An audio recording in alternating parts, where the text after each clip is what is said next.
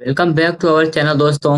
मेरा नाम है दिलशाद एंड आज मैं फिर से आप लोगों के लिए लेकर आ चुका हूँ सीजीएल एमटीएस के लिए जीके जीएस का एमसीक्यू फॉर्मेट में एक प्रैक्टिस सेट जो कि बेस्ड है एसएससी के रिसेंट एग्जाम्स में। ठीक है, तो ये हम लोगों का क्लास नंबर 13 होने वाला है। इससे पहले के क्लासेस अगर आपने नहीं देखे हैं तो टेलीग्राम नहीं, प्लेलिस्ट के थ्रू आप लोग देख सकते हैं, या फिर आप चैनल पर डायरेक्ट जाकर भी उन सारे लेक्चर्स को एक्सेस कर सकते हैं। तो चलिए स्टार्ट करते हैं, लेकिन स्टार्ट करने से पहले आप लोगों से हमेशा की तरह एक छोटा सा रिक्वेस्ट है, छोटा सा अपील है, एक गुजारिश है कि अगर आप हमारे चैनल पे पहली बार आए हो या फिर किसी भी कारण से आपने हमारे चैनल को सब्सक्राइब नहीं किया है तो सब्सक्राइब कर लेना।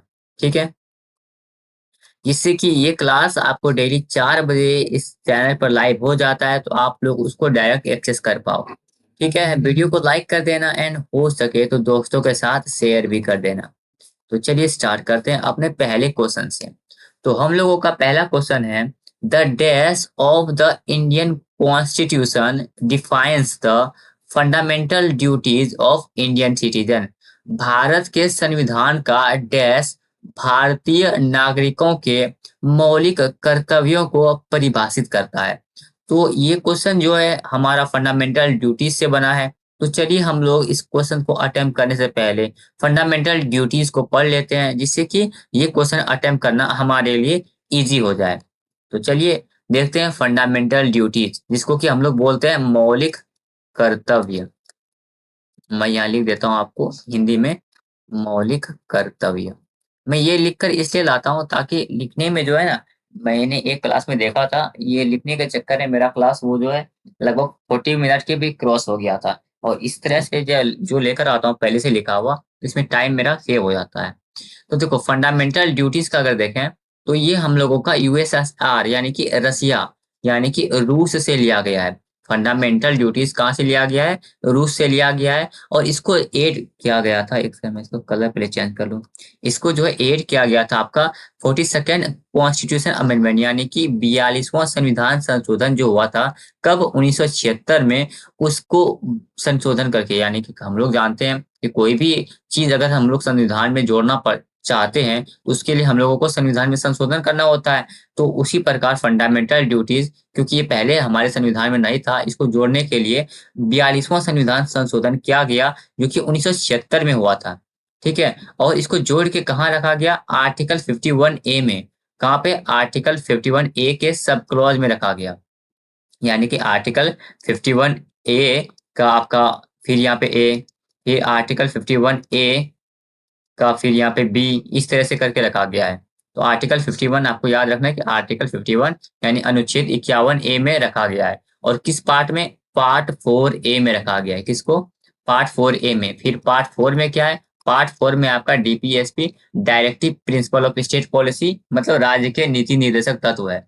पार्ट 4A में इसको रखा गया है। आपको ये ध्यान रखना है कि जितना भी ये लास्ट में ABCD लगता है ना, इसका मतलब ये ओरिजिनली हम लोग के कॉन्स्टिट्यूशन में नहीं था, बाद में इसको एड ऑन किया गया है। और ये जो होते हैं नॉन जस्टिसेबल होते हैं। अब इसका क्या मतलब हुआ? हमारे पास, अपना पता है आपको कि हमारे पास फंडामेंटल राइट है जो कि आपका पार्ट 3 में है ना? पार्ट 3 में है, आर्टिकल 12 से 35 तक में है। अगर हम लोगों का कोई भी अच्छा, कितने फंडामेंटल राइट है? अभी तो 6 है, पहले 7 थे। तो अगर इन 6 फंडामेंटल राइट्स में कोई भी एक फंडामेंटल राइट हमारा छीन लिया जाता है तो हम लोग सुप्रीम कोर्ट यानी कि सुप्रीम कोर्ट का दरवाजा खटखटा सकते हैं। लेकिन जब भी आपके पास कोई भी फंडामेंटल ड्यूटीज अगर आपको नहीं मिलता है तो उस केस में आप लोग केस, यानी कि आप लोग सुप्रीम कोर्ट या फिर कोई भी कोर्ट, हाई कोर्ट नहीं जा सकते हो, क्योंकि ये नॉन जस्टिसेबल होता है। इसमें कोर्ट दखलंदाजी नहीं करती है। Only for Indian citizens. और फंडामेंटल ड्यूटीज जो है सिर्फ इंडियन सिटीजन्स को ही दिया गया है। हालांकि फंडामेंटल राइट आपके सभी को दिया गया है। कुछ फंडामेंटल राइट है उसको छोड़ के बाकी जितने फंडामेंटल राइट है वो सभी को दिया गया है। लेकिन फंडामेंटल ड्यूटी जो है सिर्फ और सिर्फ इंडियन सिटीजन, भारतीय नागरिक को दिया गया है। अब देखो फंडामेंटल ड्यूटीज ऐड करने से पहले एक कमेटी बनाया गया था जिसका नाम था स्वर्ण सिंह कमेटी। क्या नाम था? स्वर्ण सिंह कमेटी। इसने क्या किया? इसने कुछ 8 फंडामेंटल ड्यूटीज को रिकमेंड किया। कितना रिकमेंड किया, 8 फंडामेंटल ड्यूटीज को रिकमेंड किया। इसमें से उस टाइम में फंडामेंटल ड्यूटी जब ऐड किया जा रहा था, उस टाइम में सरकार थी हमारी इंदिरा गांधी जी की, इंदिरा गांधी जी की। ठीक है, तो इंदिरा गांधी ने क्या किया, इन 8 में से 5 तो यहाँ पे रखा और 5 अपनी तरफ से जोड़ा, तो ओवरऑल 5 + 5 मिलकर 10 फंडामेंटल ड्यूटीज को ऐड किया गया। ठीक है, तो सबसे पहले हम लोग को अब यहाँ पे फंडामेंटल ड्यूटीज के बारे में बेसिक कॉन्सेप्ट पता है। अब हम लोग कॉन्सेप्ट क्वेश्चन को अटेम्प्ट करते हैं। क्या लिखा हुआ है, the dash of Indian constitution defines the fundamental duties of Indian citizen. Bharat के संविधान का डैश भारतीय नागरिकों के मौलिक कर्तव्यों को परिभाषित करता है। तो ये पूछ रहा है कि फंडामेंटल ड्यूटीज किस आर्टिकल में है, तो अभी अभी हम लोग पढ़ के आए हैं कि ये आर्टिकल 51A के सब क्लॉज में रखा गया है। तो यहाँ पे आ जाएगा आपका आर्टिकल 51A। ठीक है, तो आई थिंक कि अब आपको फंडामेंटल ड्यूटीज से क्वेश्चन आपको ये समझ में आ गया होगा। चलिए अगला देखते हैं, विच of the following state will host the 37th national games. निम्नलिखित में से कौन सा राज्य 37वें राष्ट्रीय खेलों की मेजबानी करेगा, उड़ीसा, गोवा, आंध्र प्रदेश या कर्नाटक। तो कौन सा राज्य है जो कि 37वें राष्ट्रीय खेलों की मेजबानी करेगा, उसका नाम है आपका गोवा। क्या कौन करने वाला है, गोवा जो है इसका मेजबानी करने वाला है 37th नेशनल गेम्स का। अब देखिए हम लोग कुछ कुछ पढ़ लेते हैं जो कि एग्जाम के लिए बेनिफिशियल होने वाला है। ग्रैंड स्लैम, तो यूएस ओपन 2023 का खिताब का विनर जो है मेल में कौन है, कैको गॉफ है। यूएस ओपन 2023 का विनर मेल में कैको गॉफ है और फीमेल में है आपका नोवाक जोकोविच। क्या है, नोवाक जोकोविच। ठीक है, और फ्रेंच ओपन 2023 का देखेंगे तो इसके विनर है कार्लोस अल्क्रोज। क्या है, कार्लोस अल्क्रोज है मेल में, और फीमेल में आपका एगा स्वियातेक। और ऑस्ट्रेलियन ओपन 2024 का बात करें तो इनका विनर जो है मेल में जैनिक सिनर है और फीमेल में है आपका आर्यना सबलेंका, आर्यना सबलेंका। ठीक है, तो ये आपका इंपॉर्टेंट था इसीलिए यहाँ पे मैंने इसको रखा था, आगे के एग्जाम्स के लिए इंपॉर्टेंट है बहुत ज्यादा। अगला देखते हैं, who appoint the state election commissioner. तो यहाँ पे इलेक्शन कमीशन का बात आया है तो चलिए हम लोग ऐसे स्टेट इलेक्शन कमीशन है, लेकिन चलिए इसको हम लोग एक बार अटेम्प्ट कर लेते हैं। राज्य निर्वाचन आयुक्त की नियुक्ति कौन करता है, तो राज्य निर्वाचन आयुक्त जो होते हैं स्टेट इलेक्शन कमिश्नर, इसका नियुक्ति कौन करेगा, गवर्नर, चीफ मिनिस्टर, स्पीकर या advocate general.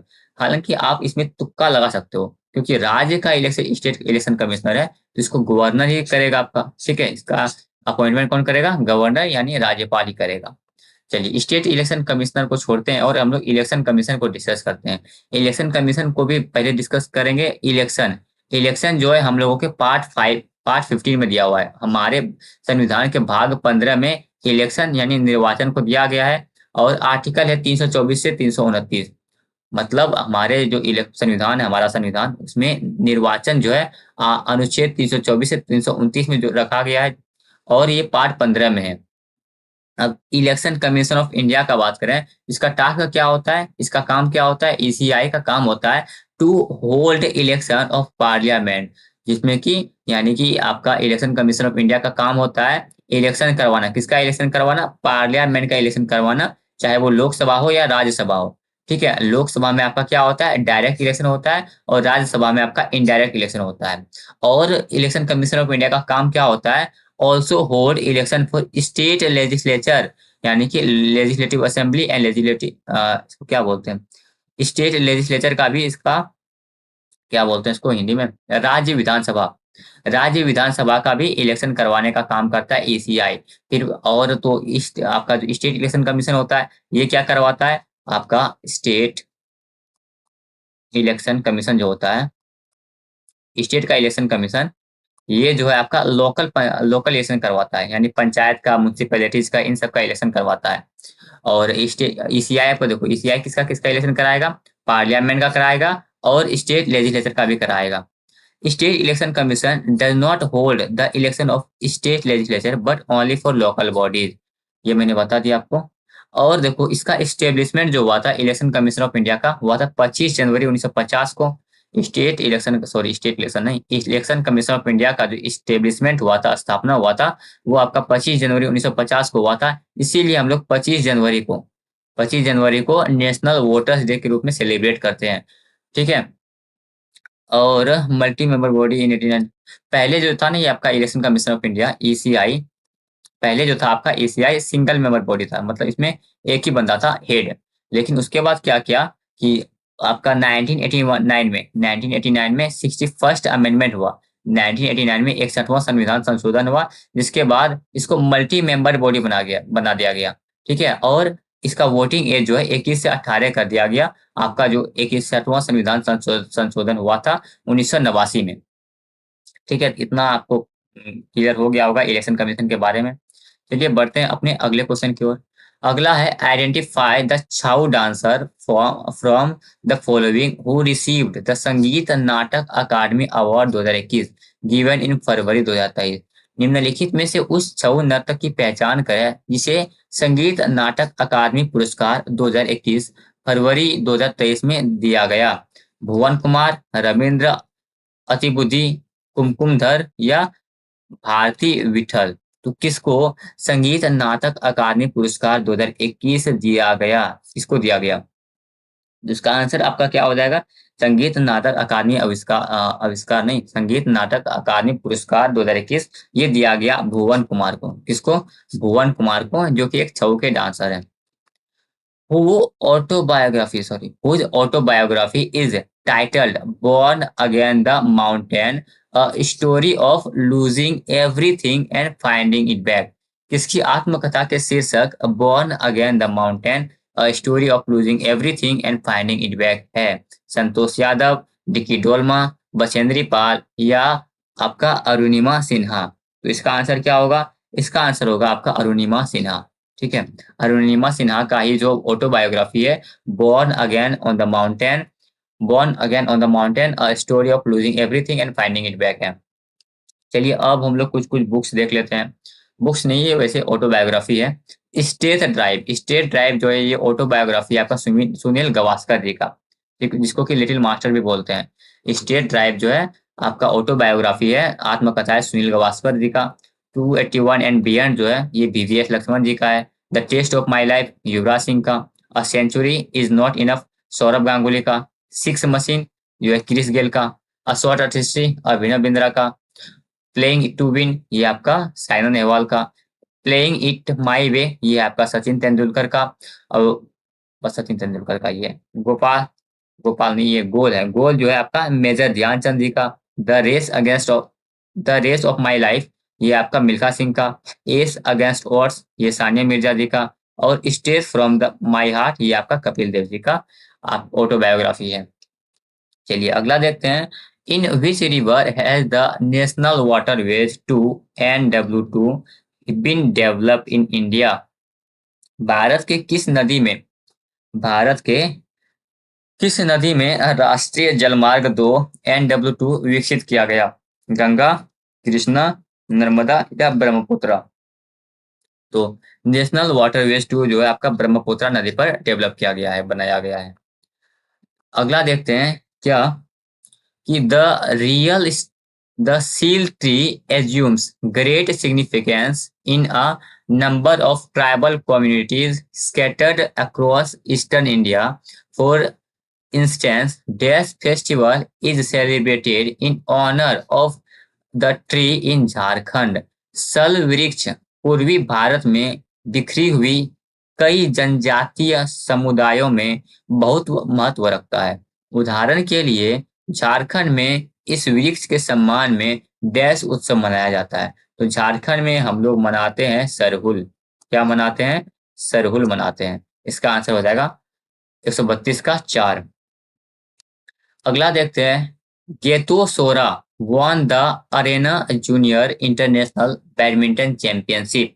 He belongs to which state? गेतो सोरा ने अरीना जूनियर अंतरराष्ट्रीय बैडमिंटन चैंपियनशिप जीती, वह किस राज्य से संबंधित है? अरुणाचल प्रदेश, सिक्किम, मेघालय या आपका त्रिपुरा नहीं, मिजोरम।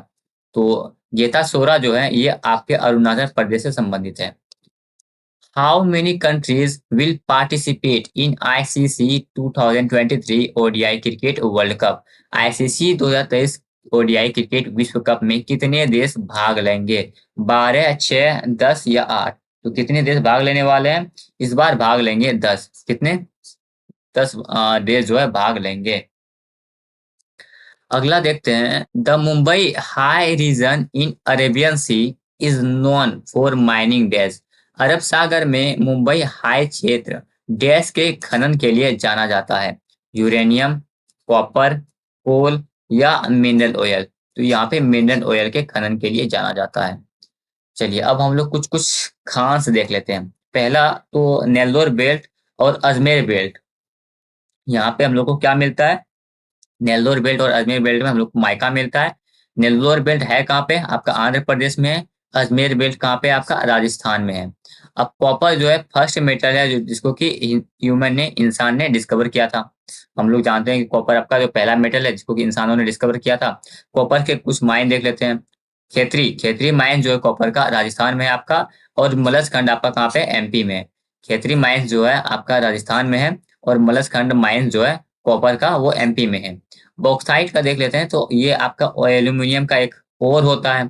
अब ओर क्या होता है? जिससे कि हम लोग ओर से जो है हम लोग क्या बोलेंगे, उस एलिमेंट को, उस मेटल को हम लोग निकालते हैं। और जो होता है वो एक अशुद्ध फॉर्म होता है जिससे कि बाद में प्योरीफाई कर करके हम लोग उसको, उस मेटल को निकालते हैं। तो बॉक्साइट जो है, हल्के को ऐसे याद रखो ना, हटाओ होता डीप में क्यों जाना है। बॉक्साइट जो है तो होता है वो एल्यूमिनियम का अयस्क होता है और होता है। इसका फॉर्मूला होता है Al2O3.2H2O। और टॉप प्रोड्यूसर जो है एल्यूमिनियम का है वो है उड़ीसा। उड़ीसा जो है टॉप प्रोड्यूसर में आता है। अब आयरन के कुल 4 बेल्ट हैं, इसको भी देख लेते हैं। उड़ीसा झारखंड बेल्ट, दुर्ग बस्तर चंद्रपुर बेल्ट, और महाराष्ट्र गोवा बेल्ट, और बेल्लोरी बेल्लोरी चित्रदुर्गा, और क्या लिखा हुआ है, चिकमैगलुर तुमकुर बेल्ट। ये आपका आयरन के कुछ 4 बेल्ट है। इन सबको आपको ध्यान रखना है, एग्जाम्स के लिए इंपॉर्टेंट है, इसीलिए यहाँ पे लिखा हुआ है। Dash has two tradition, one is the sankirtana which is devotional aspect and the other is the rasa. Dash की 2 परंपराएं हैं, एक संकीर्तन जो भक्ति पक्ष है और दूसरी रास। किसकी 2 परंपराएं हैं? किसकी 2 परंपराएं हैं? ये आपका मणिपुरी डांस का जो है वो 2 परंपरा है। कौन सा? पहला तो आपका एक हो गया संकीर्तना, और दूसरा रासा। अब यहाँ पे हम लोग देख लेते हैं सत्रिया को, यानी कि शायद सत्रिया को हम लोगों ने डिस्कस किया है, पता नहीं। यहाँ पे हम लोग सत्रिया के लिए लेकर आया हूँ, तो इसको देख लेते हैं। अब क्लासिकल डांस जो है देखेंगे हम लोग कि इंडिया में 8 क्लासिकल डांस है, 8 शास्त्रीय नृत्य है। इसमें से ये 8 जो है आपका रिकॉग्नाइज किया गया संगीत नाटक अकादमी के द्वारा। संगीत नाटक अकादमी के द्वारा जो है 8 रिकॉग्नाइज्ड शास्त्रीय नृत्य है, जबकि आपका मिनिस्ट्री ऑफ कल्चर के द्वारा 9 शास्त्रीय नृत्य माना जाता है। एक्स्ट्रा कौन सा? एक छऊ, जो कि आपका हम लोग के इधर झारखंड बिहार सब में मनाया जाता है। चलिए और देखते हैं सत्रिया। सत्रिया का अगर देखेंगे तो ये आपका क्लासिकल डांस है असम का। सत्रिया जो है आपका असम का शास्त्रीय नृत्य है। ये वैष्णवाइट फॉर्म है ऑफ डांस है, यानी कि इसमें इसमें जो है ये डांस जो भगवान विष्णु को ऐसे समर्पित है। और last to be include in classical dance है। सबसे लास्ट में, सबसे आपको बोल दो कि सबसे नया शास्त्रीय नृत्य जो है आपका सत्रिया ही है, जिसको कि 2000 में, सन 2000 में ऐड किया गया था। इसमें कुछ फॉर्म्स होते हैं, एक भावना एंड अंकिया नाट, ये ध्यान रखना है, इसके 2 फॉर्म होते हैं, भावना अंकिया नाट। इसमें जो गीत होता है उसको, उस गीत का नाम है बोर गीत, ठीक है, इसके गीत का नाम क्या है? बोर गीत। उसके बाद इसमें कुछ टर्म्स होते हैं, कौन कौन सा टर्म? चली, झुमुरा, नादू और भांजी। चली, झुमुरा, नादू, भांजी, इनके कुछ टर्म्स होते हैं। इनके एक्सपोनेंट कौन कौन से हैं? गुरु जतिन गोस्वामी, गुरु आपका घनकांटा बोरा, मानिक बारबयान, मनीराम दत्ता, भूपेन हजारिका। ये सब इसके कुछ एक्सपोनेंट्स हैं। इसके लिखा कहाँ रहा है? सेक्शन देखता हूँ मैं इसका, ऐसे करके।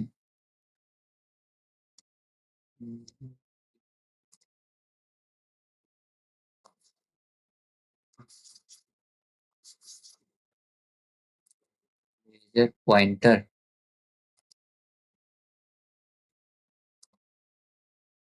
तो इसके जो प्रोपांडर है यानी इसको सबसे गुरु मान लो या फिर सबसे ज्यादा फैलाया किसने है, तो गुरु शंकर देव ने फैलाया है। तो सत्रिया का नाम आता है तो गुरु शंकर देव को भूलना ही नहीं है। इसके कुछ एक्सपोनेंट फिर से देख लेते हैं। गुरु जतिन गोस्वामी, गुरु आपका धनकांता बोरा, मानिक बरबयान, मनीराम दत्ता और भूपेन हजारिका। इसके कुछ टर्म्स फिर इंपॉर्टेंट है जो कि है चली, झुमेरा, नादू और भांगी। और इसमें गीत कौन सा है, बोरगीत है। फॉर्म इसका भावनाएं ना क्या ना, ये आपको ध्यान रखना है। चलिए, in India micro finance institution primarily target which segment of the population. Bharat में माइक्रो फाइनेंस संस्थान मुख्य रूप से जनसंख्या के किस वर्ग को लक्षित करते हैं। ये हम लोगों ने क्वेश्चन रिपीट है या फिर हम लोगों ने ये वाला कर लिया है, पता नहीं, ये लग रहा है रिपीट है। Low income individual and small business, ये इसी को टारगेट करते हैं। इसका आंसर ये हो जाएगा 133 का 1। अगला है which of the following Indian musician was referred to as ghazal king. निम्नलिखित में से किस भारतीय संगीतकार को गजल किंग कहा जाता है।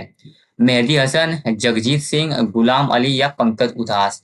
किसको गजल किंग के नाम से जाना जाता है। गजल किंग के नाम से जाना जाता है जगजीत सिंह को। किसको, जगजीत सिंह को गजल किंग के नाम से जाना जाता है। Which of the following lake is a salt water lake. निम्नलिखित में से कौन सा झील खारे पानी का झील है। चिल्का, ये इसका आंसर हो जाएगा, आगे बढ़ना ही नहीं है।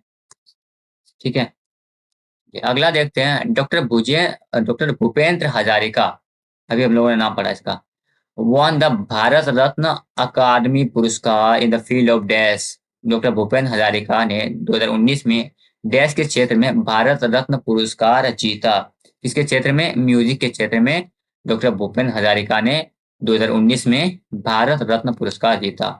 What is the name of the scheme launched by Himachal Pradesh government for dairy farmer.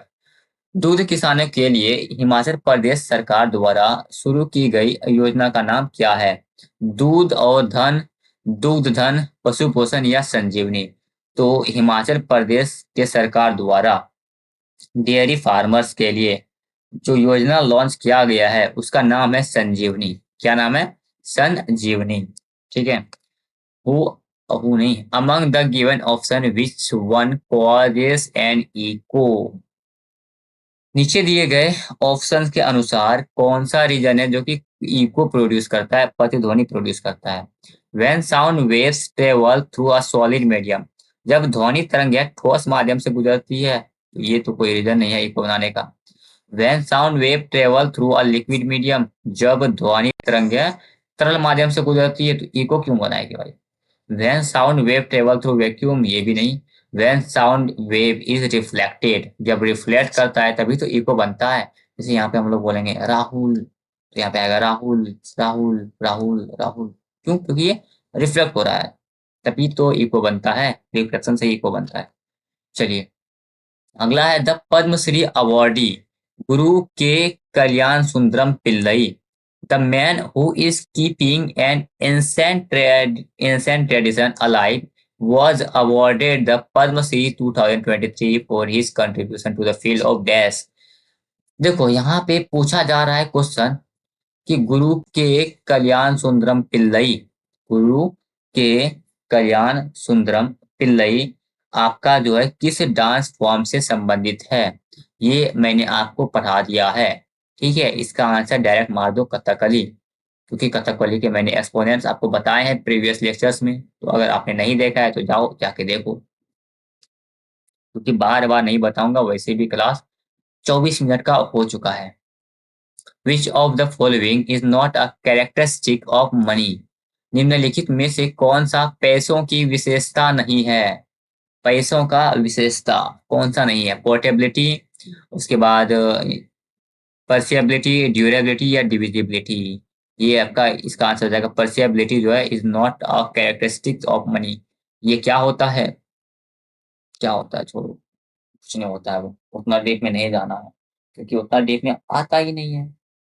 What type of vegetation is represented by Sundarban? The world's largest delta located at Bay of Bengal। ये बनता है आपका मेघना के द्वारा, यानी गंगा ब्रह्मपुत्र के कारण सुंदरबन डेल्टा बनता है, जो कि वर्ल्ड का लार्जेस्ट डेल्टा है। तो यहाँ पे किस टाइप का वेजिटेशन है। Tropical thorn forest, mangrove forest, आपका माउंटेन फॉरेस्ट या सेमी एवरग्रीन फॉरेस्ट। तो इसका आंसर क्या होगा? इसका आंसर होगा वहां पे मैंग्रोव फॉरेस्ट पाया जाता है। कैसा फॉरेस्ट पाया जाता है? मैंग्रोव का फॉरेस्ट पाया जाता है। On 8 April 1929, who among the following two revolutionist threw a bomb in the central legislative assembly? 8 अप्रैल 1929 को निम्नलिखित में से किन दो क्रांतिकारियों ने केंद्रीय विधानसभा में बम फेंका था? किसने बम फेंका? किसने बम फेंका? भगत सिंह एंड राम प्रसाद बिस्मिल। भगत सिंह ने तो फेंका था, लेकिन राम प्रसाद बिस्मिल जी ने नहीं फेंका था। भगत सिंह एंड सुखदेव, नहीं, सुखदेव ने भी नहीं फेंका था। भगत सिंह एंड ये क्या लिखा है? बटुकेश्वर दत्त। बिल्कुल सही बात। जो आपका बम फेंका था सेंट्रल लेजिस्लेटिव असेंबली में 1929 को, उन दोनों का नाम है, उन दो वीरों का नाम है भगत सिंह एंड क्या? बटुकेश्वर दत्त। ठीक है, 140 का आंसर हो जाएगा 3। चलिए अगला क्वेश्चन, अगला क्वेश्चन नहीं, कुछ कुछ पार्टीज फॉर्म हुआ था जिसका कि हम लोगों को पूछा जाता है कि ये फॉर्म कब हुआ था, इसके फाउंडर कौन थे, कभी कभी प्लेस भी पूछा जाता है। तो सीपीआई यानी कम्युनिस्ट पार्टी ऑफ इंडिया का जो फाउंडिंग ईयर था वो 1920 में, मतलब सीपीआई जो है 1920 में बनाया गया था एम एन रॉय के द्वारा। ALTUC, all India trade union committee जो है वो 1920 में बनाया गया था ALTUC को, NM जोशी और लाला लाजपत राय जी के द्वारा, जिसमें कि लाला लाजपत राय जी जो है इसके फर्स्ट प्रेसिडेंट बने थे। CSP के जो फाउंडिंग ईयर है, यानी सीएसपी की स्थापना 1933 में हुई थी AN देव और JP नारायण जी के द्वारा। HRA हिंदुस्तान क्या बोलते हैं, हिंदुस्तान रिपब्लिक एसोसिएशन, हाँ, HRA का फाउंडिंग ईयर है 1925, 1924, 1924 में HRA की स्थापना हुई थी, जिसको कि सचिन सन्याल जी ने किया था और कानपुर में किया था। HSRA यानी कि इसी को रिफॉर्म करते हुए हम लोग बनाए थे Hindustan socialist Republic association, HSRA, जो कि 1928 में इसका गठन हुआ था, इसकी स्थापना हुई थी चंद्रशेखर आजाद और भगत सिंह के द्वारा किया गया था फिरोज शाह कोटला में। फिर स्वराज पार्टी का स्थापना 1923 में हुआ था चित्तरंजन दास, जो कि आपके सुभाष चंद्र बोस के पॉलिटिकल गुरु भी माना जाते हैं, एंड मोतीलाल नेहरू जी के द्वारा किया गया था। कालिदास सम्मान is a prestigious art award presented annually by the government of dash. Kalidas सम्मान एक प्रतिष्ठित कला पुरस्कार है जो प्रतिवर्ष डैश सरकार द्वारा प्रदान किया जाता है। किस सरकार द्वारा प्रदान किया जाता है? कर्नाटक, राजस्थान, मध्य प्रदेश या केरला? इसका आंसर हो जाएगा मध्य प्रदेश सरकार द्वारा कालिदास सम्मान हर साल प्रदान किया जाता है। According to the Census of India 2011, identify the correct pair of state and union territories which recorded highest literacy rate। Bharat की जनगणना के अनुसार उस राज्य और केंद्र शासित प्रदेश की सही जोड़ी की पहचान करें जिसकी सबसे अधिक साक्षरता दर है। गोवा नहीं, केरला, हाँ, यहाँ भी करेला है। मिजोरम तो आपका सेकेंड हाईएस्ट स्टेट है, मिजोरम जो है आपका सेकेंड हाईएस्ट लिटरेट स्टेट है। चंडीगढ़ नहीं, लक्षद्वीप हाँ, ये इसका आंसर हो जाएगा। वैसे मैंने आपको लिटरेसी रेट के बारे में पढ़ा दिया है, लेकिन चलिए हम लोग यहाँ पे एक बार रिवीजन कर लेते हैं। लिटरेसी रेट क्या होता है? जिसमें कि 7 साल से अधिक बच्चे 22 लैंग्वेज है जो कि शेड्यूल 8 में मेंशन है, उनमें से किसी एक को पढ़ लिख सके। इंडिया का लिटरेसी रेट जो है 74.04% है। हाईएस्ट कहाँ का है? केरला का 94%। लोवेस्ट कहाँ का है? बिहार का 61.8%। यूटी में बात करेंगे, हाईएस्ट आपका लक्षद्वीप का 91.85% और लोवेस्ट है आपका यूटी में दादर नगर हवेली का। डिस्ट्रिक्ट का बात करेंगे, सचिव मिजोरम का हाईएस्ट लिटरेसी रेट है और अलीराजपुर एमपी का सबसे लोवेस्ट लिटरेसी रेट है। मेल का लिटरेसी रेट अगर देखेंगे तो 82.14% है। फीमेल का लिटरेसी रेट 65.46% है। दोनों का डिफरेंस एक बार पूछा गया था, 16.68% है। Highest difference between male and female literacy rate जो है आपको राजस्थान में देखने को मिल जाएगा। और लिटरेसी रेट जो है इंडिपेंडेंस के टाइम में 12% था, मतलब 1947 में 12% था। 1901 में जो जनगणना हुआ था वो 5.4% था। 2001 में जो जनगणना हुआ था 64.8% था। आपका सबसे पहला जनगणना जो है लॉर्ड मेयो के टाइम पे हुआ था 1872 में, फिर 1881 में आपका लॉर्ड रिपन के टाइम में फर्स्ट हम लोगों का रेगुलर सेंसस होना स्टार्ट हो गया था। चलिए अगला देखते हैं। In which of the following year was the child marriage restraint act pass. बाल विवाह निरोधक अधिनियम निम्नलिखित में से किस वर्ष पारित हुआ था? तो बाल विवाह निरोधक अधिनियम जो है आपका 1929 में यानी 1929 में पास हुआ था। And the last question is wings of fire is an autobiography of home. Wings of fire, इसके बारे में मैंने कल का क्लास में जिस दिन भी मैंने बुक के बारे में बताया था ना, एक पेज लेकर आया था, उसमें ये कहानी मेंशन था, शायद मैंने कल ही था, वो कल का इलेक्शन में था। विंग्स ऑफ फायर किसकी आत्मकथा है? रतन टाटा, सुभाष चंद्र बोस, एपीजे अब्दुल कलाम या इंदिरा गांधी? इसका आंसर हो जाएगा एपीजे अब्दुल कलाम। यहाँ पे हम लोगों का कंप्लीट होता है 25 क्वेश्चन का एक प्रैक्टिस सेट, या फिर जो भी बोलो आपको, जो भी कंप्लीट होता है ये। और आप लोग बताइएगा कि आप लोगों का स्कोर कितना रहा। बाकी अगर सब्सक्राइब नहीं किया है तो सब्सक्राइब कर देना, लाइक नहीं किया है तो लाइक कर देना, शेयर नहीं किया है तो शेयर कर देना, पीडीएफ चाहिए तो टेलीग्राम पे ज्वाइन कर लेना। मिलते हैं आपसे अगले क्लास में, तब तक के लिए जय हिंद जय भारत।